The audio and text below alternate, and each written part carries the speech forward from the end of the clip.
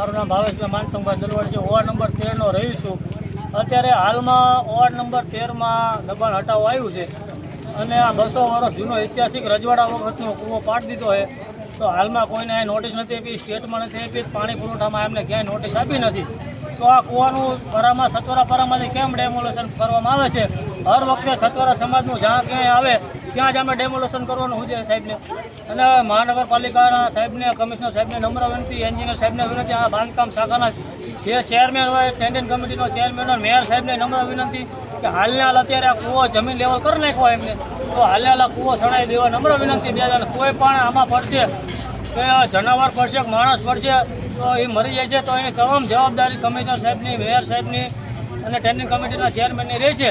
અને ખાસ કરીને બાંધકામ શાખાના જે પાડવાના બાંધકામનો અધિકારી મૂક્યો છે એની જવાબદારી રહેશે.